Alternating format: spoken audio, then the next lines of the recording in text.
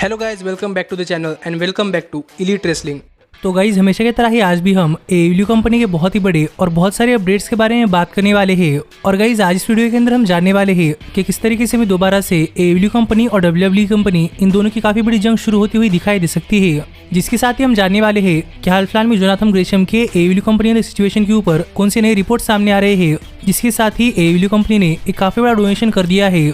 Guys में famous WWE tag team फिर एक बार यूनाइट होती हुई दिखाई दे रही है। जिसके साथ ही हम रिक फ्लेयर के लास्ट मैच के बारे में बात करने वाले हैं। तो गाइज ये सब बातें जानने के लिए ये वीडियो एकदम आखिर तक देखना। और ऐसे ही AEW कंपनी से रिलेटेड हर एक न्यूज, रूमर और अपडेट और AEW कंपनी के हर एक शो का रिव्यू पाने के लिए हमारे चैनल को सब्सक्राइब करना मत भूलना। पर गाइज अब ज्यादा देर न लगाते हुए चलिए ये वीडियो शुरू करते हैं। और सबसे पहले बात ही करते हैं रिक फ्लेयर की और जानते हैं रिक फ्लेयर का लास्ट मैच कैसा रहा। तो गाइज मुझे लगता है कि अब तक तो आप सबको पता चल चुका होगा कि रिक फ्लेयर का लास्ट मैच हो चुका है। और गाइज ये मैच एक काफी बढ़िया मैच रहा है। और हमें इस मैच के अंदर AEW कंपनी के सुपरस्टार्स यानी कि अंद्रादे इडिलो और जे वाइट भी देखने को मिले थे, क्योंकि ऑब्वियसली ये मैच एक टैग टीम मैच था। और गाइज ये मैच काफी बढ़िया मैच रहा है, जहाँ पर हम देख सकते हैं कि रिक फ्लेयर का खून भी निकला था। और यहाँ पर इस मैच के अंदर रिक फ्लेयर को सपोर्ट करने के लिए काफी सारे WWE लेजेंड जैसे कि अंडरटेकर, मिक फोली और ब्रेट हार्ट भी आए थे।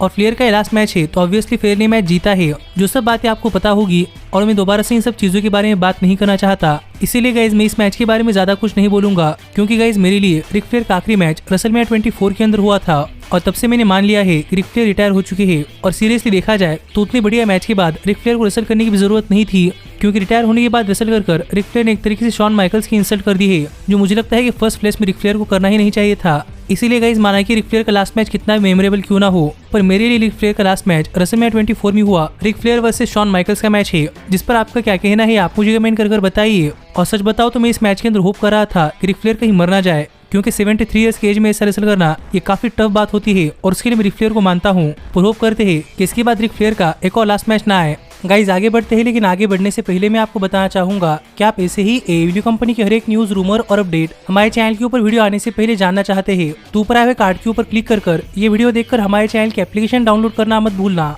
जिसी के साथ अगर आप इंडिया के अंदर AEW और WWE सुपरस्टार्स की मर्चेंडाइज खरीदना चाहते हैं तो ऊपर आए हुए कार्ड के ऊपर क्लिक कर ये दूसरी वीडियो देखकर इंडिया के अंदर AEW सुपरस्टार्स या फिर WWE सुपरस्टार्स की मर्चेंडाइज खरीदना मत भूलना। पर गाइज हम आगे बढ़ते हैं और बात करते हैं हमारे फर्स्ट अपडेट की।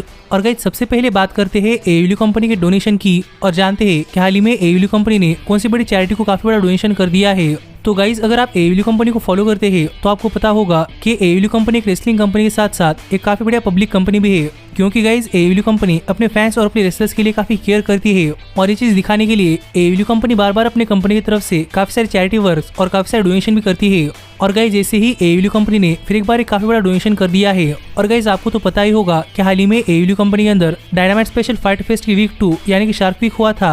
और गाइज ये वीक चलने के दौरान AEW कंपनी ने काफी बड़ा डोनेशन कर दिया है। और यहाँ पर AEW कंपनी ने अपने तरफ से ओशियाना नाम की कंपनी को करीब $100,000 का डोनेशन दिया है, जिसे कि अगर हम इंडियन रुपीस के अंदर कन्वर्ट करें तो गाइज ये लगभग करीब 80 लाख रुपए आते हैं। और इतना बड़ा डोनेशन हाल ही में AEW कंपनी ने किया है, और वो भी ओशियाना कंपनी को, जो कंपनी समंदर में से कचरा निकालती है और समंदर को क्लीन करती है। और इस कंपनी को हाल ही में AEW कंपनी ने शार्क वीक के दौरान इतना बड़ा डोनेशन कर दिया है, जिसके ऊपर आपका क्या कहना है आप मुझे कमेंट कर बताइए। पर गाइज मेरे हिसाब से AEW कंपनी ने ये चीज एक काफी बढ़िया चीज है, क्योंकि इससे अच्छाई का तो काम हो ही रहा है, पर इससे AEW कंपनी काफी अच्छी इमेज बन सकती है, जो कि किसी भी कंपनी के लिए काफी जरूरी होता है। इसीलिए AEW कंपनी का डोनेशन देखकर मैं तो काफी खुश हूँ। और गाइज आप मुझे कमेंट कर बताइए कि AEW कंपनी के इस डोनेशन के ऊपर आपका क्या कहना है।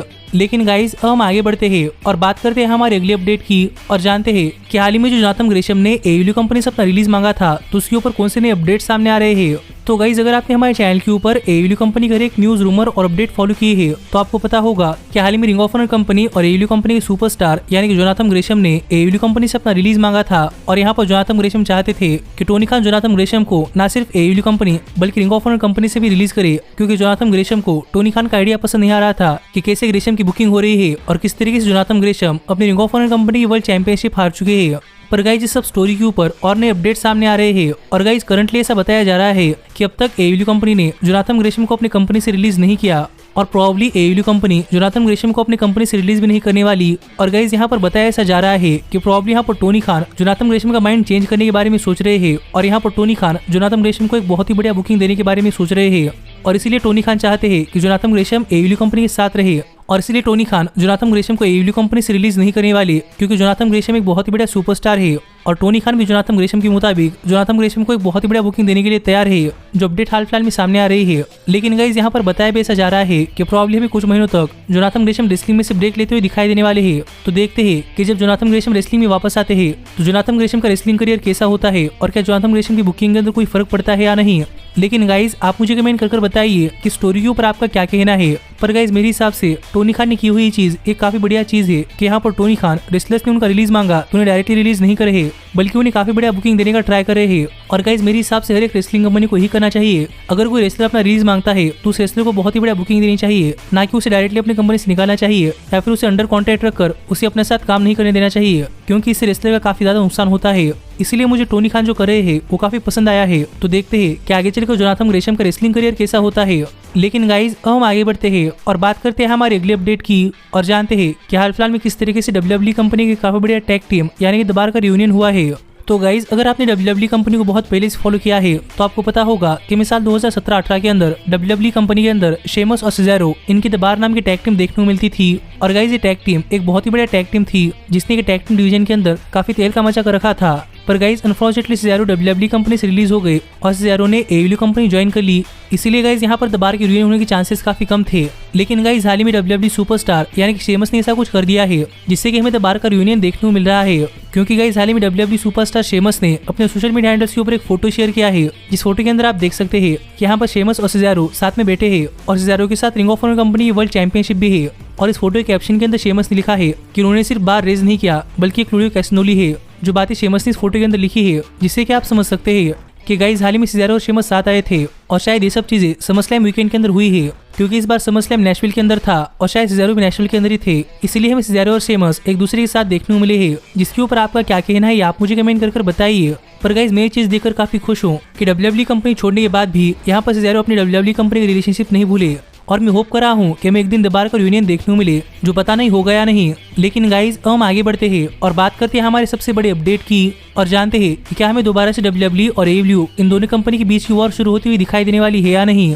तो गाइज आपको तो पता ही होगा कि हाल फिलहाल में विंस मैकमैन रिटायर हो चुके हैं और विंस मैकमैन के रिटायर होने के बाद डब्ल्यूडब्ल्यूई कंपनी के अंदर काफी सारी चीजें बदल चुकी है। और गाइज अब ट्रिपल एच डब्ल्यूडब्ल्यूई कंपनी के हेड ऑफ क्रिएटिव बन चुके हैं, जिससे कि हमें डब्ल्यूडब्ल्यूई शोज देखने के लिए काफी मजा आ रहा है।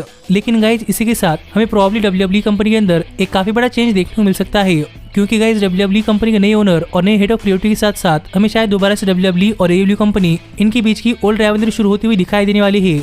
और गाइज ये ऐसे क्योंकि आपको तो पता ही होगा कि इस साल का ऑल आउट पेपर-व्यू सितंबर 4 को शिकागो इलिनॉय से देखने को मिलने वाला है।